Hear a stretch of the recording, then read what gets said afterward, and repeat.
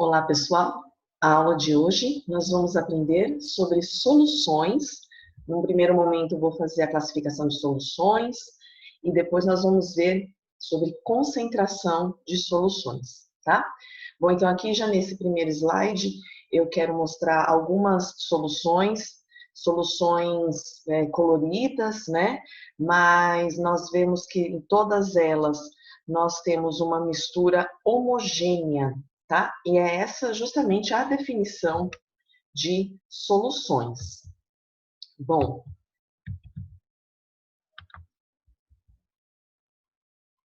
então tá aqui, né? Então, quando nós falamos de misturas, nós temos a divisão de misturas heterogêneas e misturas homogêneas. Qual que é a diferença, né? A mistura heterogênea, ela possui duas ou mais fases e você consegue perceber os componentes dessa mistura.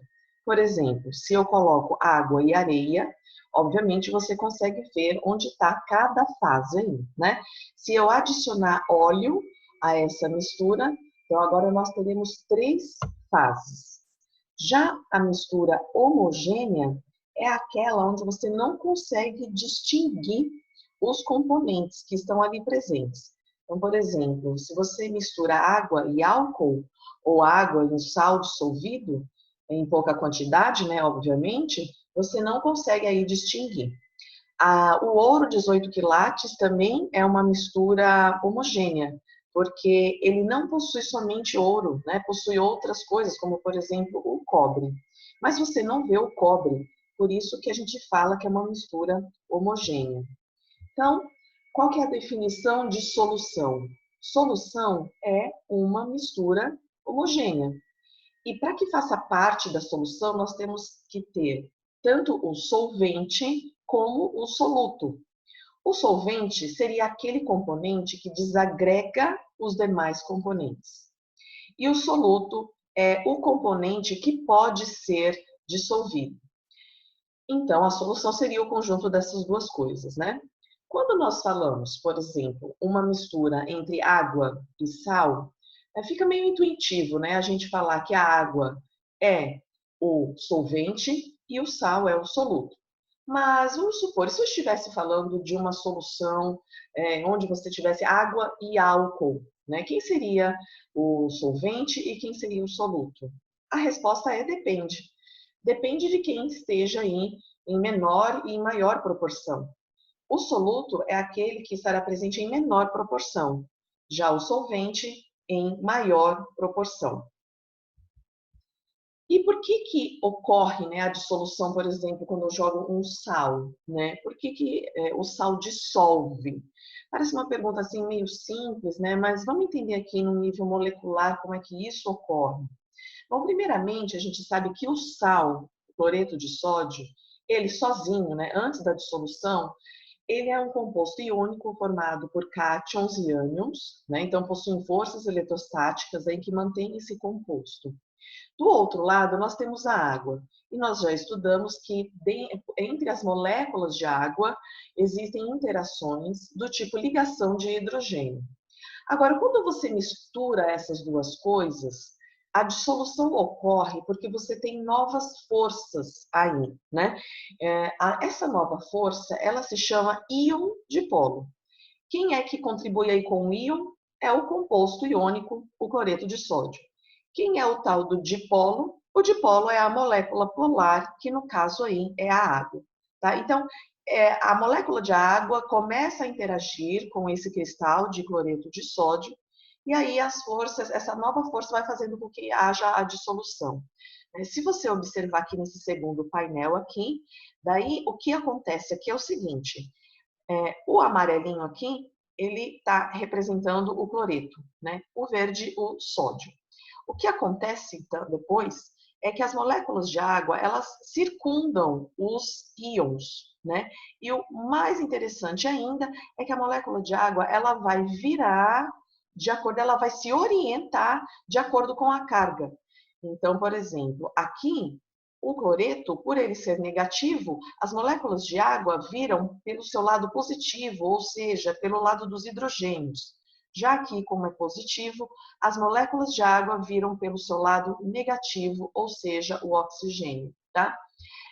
Obviamente que isso daqui não é que essas moléculas ficam aqui, digamos assim, grudadas, né, para sempre. É um movimento muito rápido que tem entre todas essas moléculas de água que ficam aqui em volta.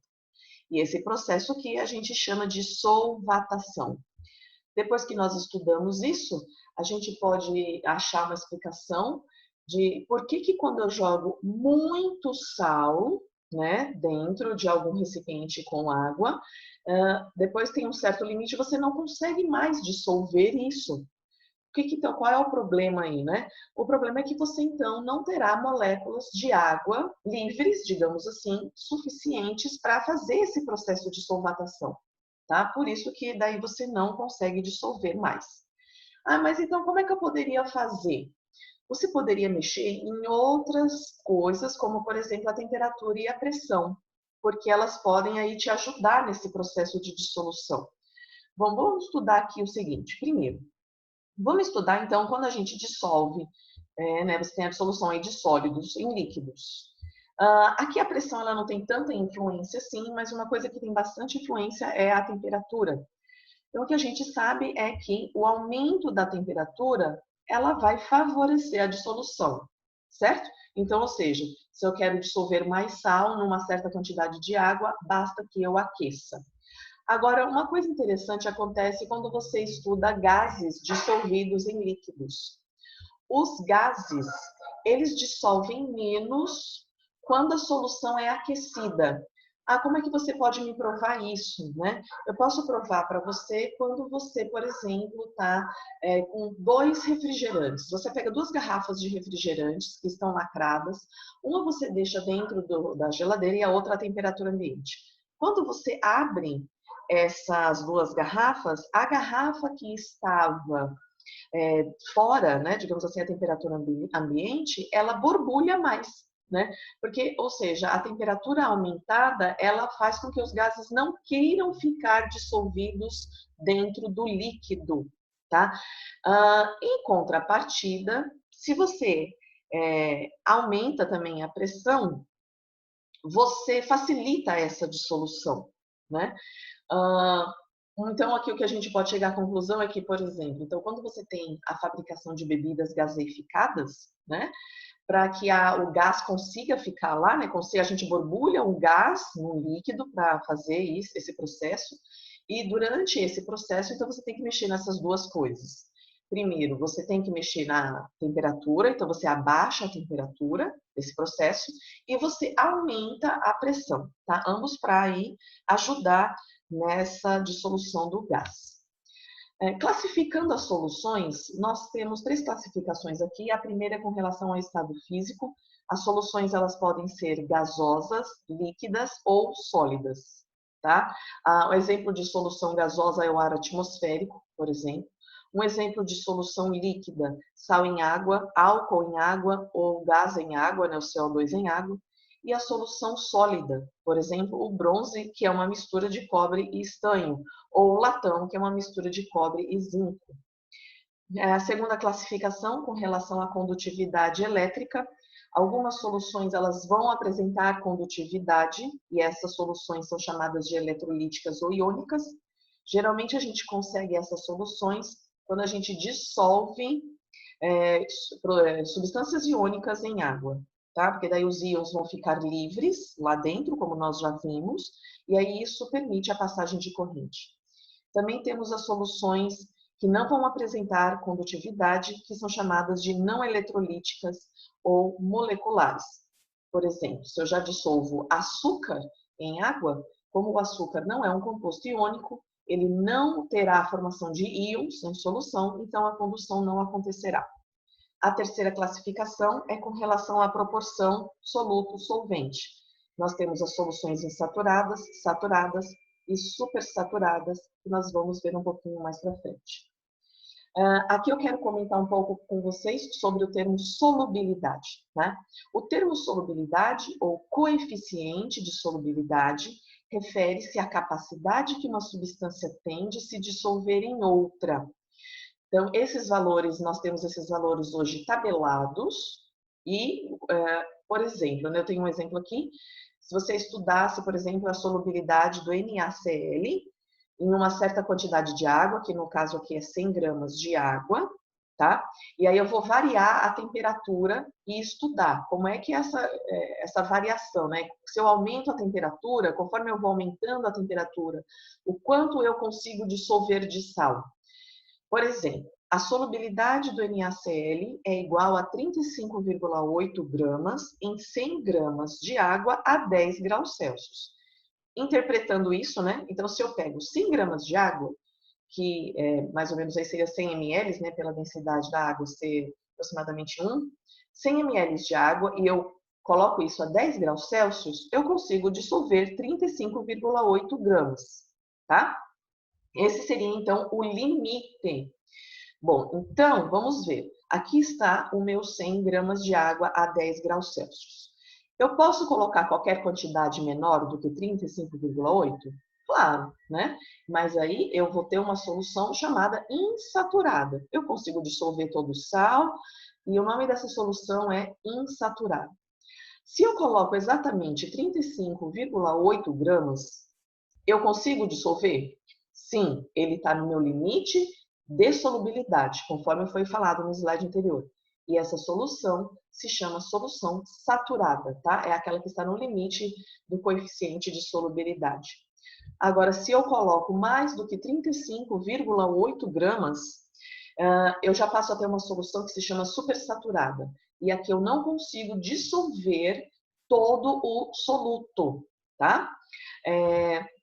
A solução supersaturada, então, ela vai ter no fundo, né, esse sal, digamos assim, se fosse um sal, e esse sal eu posso chamar ele de corpo de fundo. Se eu quiser preparar uma solução supersaturada, eu tenho que sumir, né, com esse corpo de fundo, porque ele não faz parte, né, da solução, e aí basta que eu aqueça essa solução e depois resfrie ela de uma maneira bem lenta, para que não ocorra uma nova precipitação, certo? Então, como eu falei para vocês, os dados de solubilidade, eles já são dados que são tabelados e a gente costuma apresentar esses dados, na verdade, no formato dessas curvas de solubilidade, tá? Então, uma curva de solubilidade seria um gráfico que apresenta a variação dos coeficientes de solubilidade das substâncias em função da temperatura.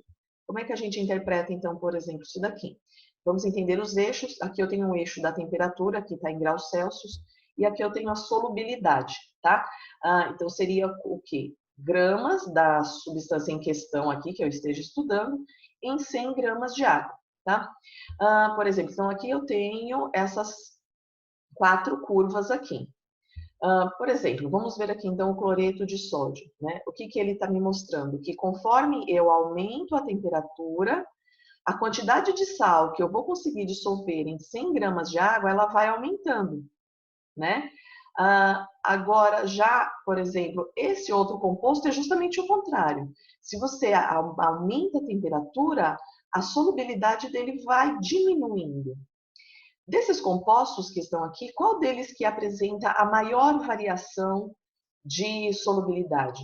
É o nitrato de potássio, né? Porque, por exemplo, se você pega aqui, mais ou menos aqui, a 0 graus Celsius, por exemplo, ou vamos pôr aqui a 10, tá?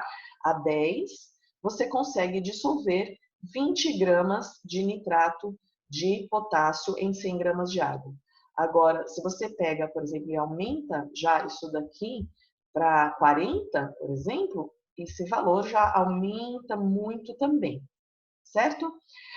Esses pontos de interseção são o quê? Eles mostram que, neste ponto, essas duas curvas, as duas curvas aqui em questão, nesta temperatura aqui, elas apresentam a mesma solubilidade, tá?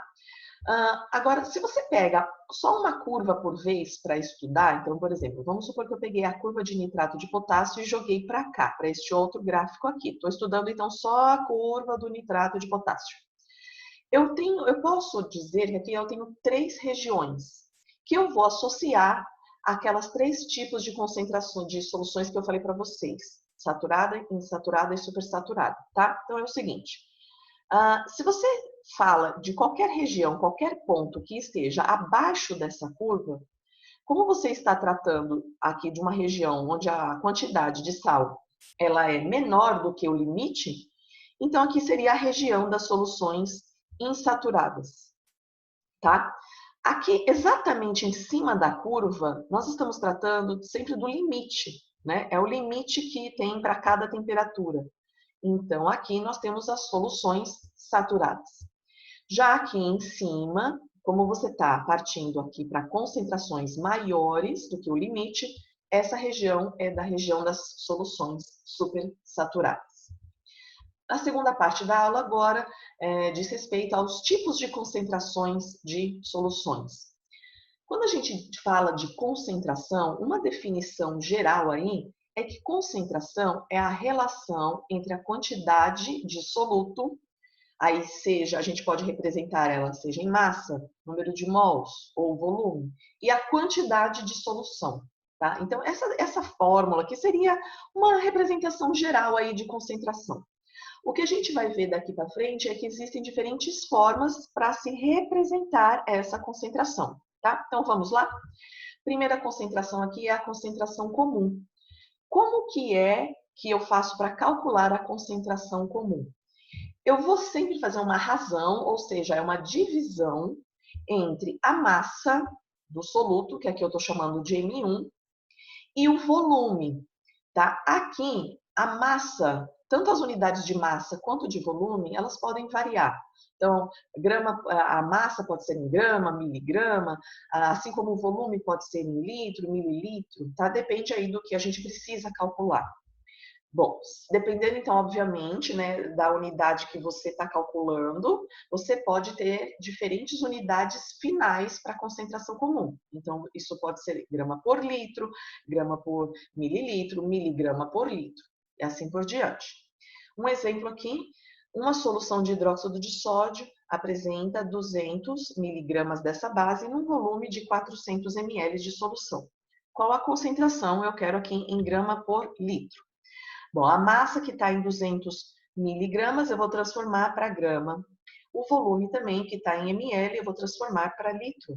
Substituindo os dois na fórmula acima, nós temos 0,2 dividido por 0,4, chegamos à resposta final de 0,5 gramas por litro. Né? Então, vamos interpretar isso, o que significa?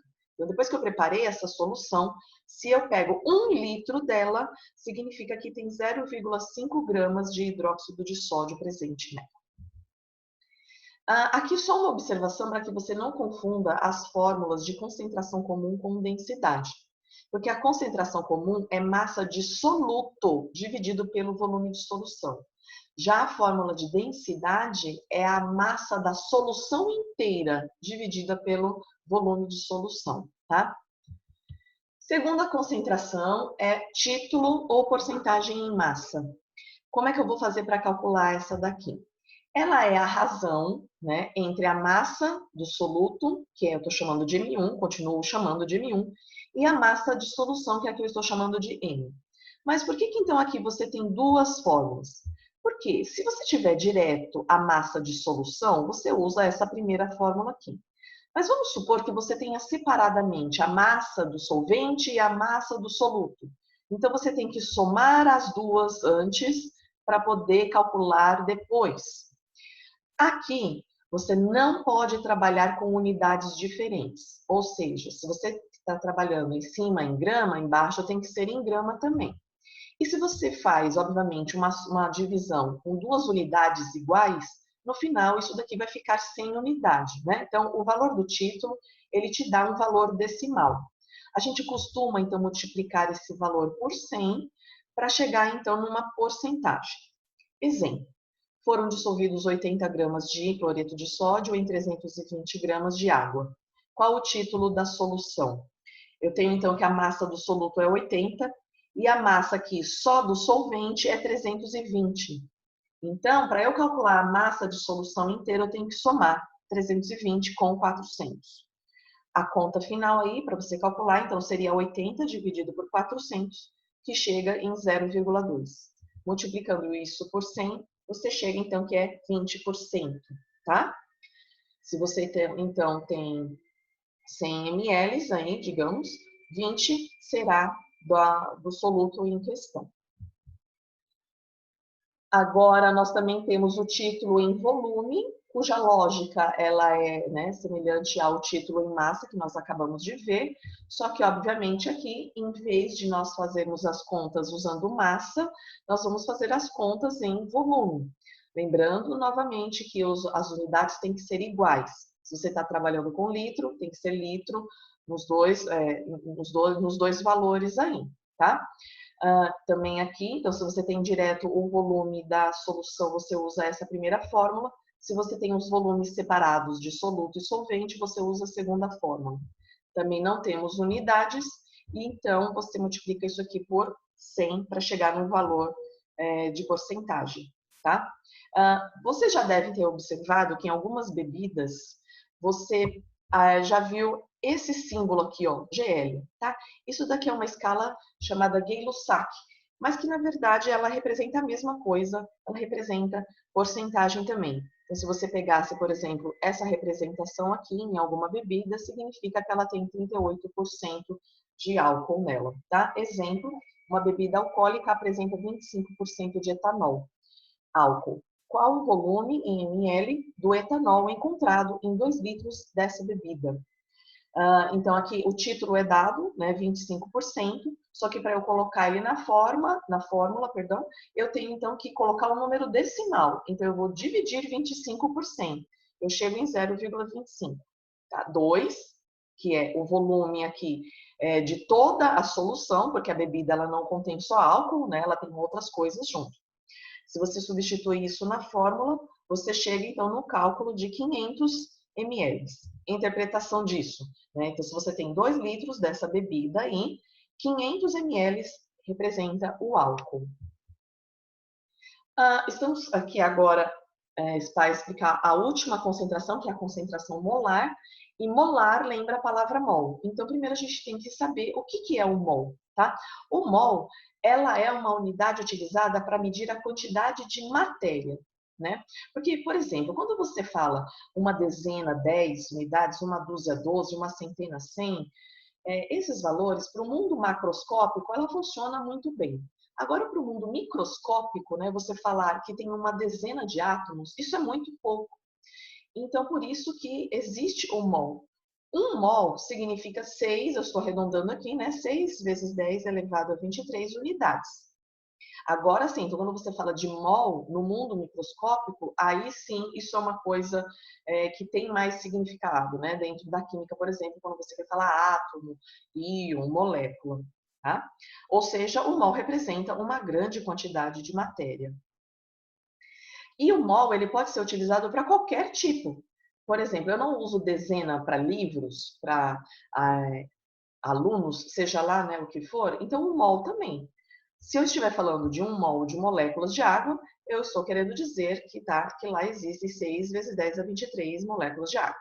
Se eu estou falando de um mol de átomos de carbono, são 6 vezes 10 a 23 átomos de carbono, e assim por diante. Tá? Para vocês terem uma ideia, já dentro da química, né, qual é a relação do mol com a quantidade que você consegue ver, eu tenho aqui, então, nesse slide mostrando, né? Por exemplo, então aqui eu tenho 1 mol de carbono, tá? Que representa 12 gramas. Aqui eu tenho 1 mol de enxofre, que é 32. 1 mol de cobre, 64, de chumbo é 207 e 1 mol de mercúrio é 201. Aí você me pergunta, nossa, mas de onde vêm esses valores? Esses valores vêm da tabela periódica, tá? Que é justamente a massa desses elementos químicos que estão lá na tabela, tá? Quando agora você está falando dos compostos, como que funciona aqui? Então, por exemplo, a água, né? 1 mol de água é 18 gramas, que aqui seriam uns 18 ml. Como é que eu cheguei, então, nesse valor? Eu vou pegar as massas dos elementos e eu vou somando aqui, para dar o final. Por exemplo, então, quanto pesa o hidrogênio? Pesa 1. Como são 2 hidrogênios? 2, né? O oxigênio pesa 16. Tá? Então, 16 mais 2, eu chego aqui em 18 gramas. E essa mesma analogia foi feita para calcular o restante aqui, tá? Então, o etanol, quando você tem 46 gramas, você tem 1 mol. Quando você tem a glicose é 180 e a sacarose é 342. Tá? Como é que eu calculo o mol? Essa é uma fórmula muito conhecida na química para calcular o mol. M minúsculo aqui representa o número de mols, M minúsculo é a massa em gramas do que você quer calcular, e MM é a massa molar, que é grama por mol. Como é que eu calculo a massa molar? É justamente dessa maneira que eu acabei de ensinar no slide anterior. Você pega a fórmula que você quer calcular, né? Soma as massas que estão presentes dentro dessa fórmula. Daí, no final, você vai chegar na massa molar. Então, finalmente, aqui, como que eu vou calcular a concentração molar? Agora eu já sei como é que eu calculo o mol, então vamos aprender a calcular a concentração molar. Concentração molar também é conhecida por molaridade. A concentração molar, ela é calculada quando você divide o número de mols do soluto dividido pelo volume da solução. Uma observação muito importante aqui é que o volume, nesse caso da concentração molar, o volume só pode estar representado em litros. A unidade final, então, será mol por litro. Ou um M maiúsculo, né, que a gente pode também colocar como molar. Exemplo, uma solução de ácido sulfúrico contém 0,75 mols desse ácido num volume de 2.500 centímetros cúbicos de solução. Qual a molaridade? 0,75 mol, então ela já está aí, não preciso nem me preocupar em calcular o número de mols, que ele já foi dado. O volume, 2.500 centímetros cúbicos, é a mesma coisa que 2.500 ml, transformados em litros, dá 2,5 litros. Você substituindo isso na fórmula, você chega no resultado final, que a concentração molar aqui é 0,3 mol por litro, tá? Então, interpretando isso, se você pega 1 litro dessa solução, você tem 0,3 mol de ácido sulfúrico, certo? Bom, é isso, pessoal.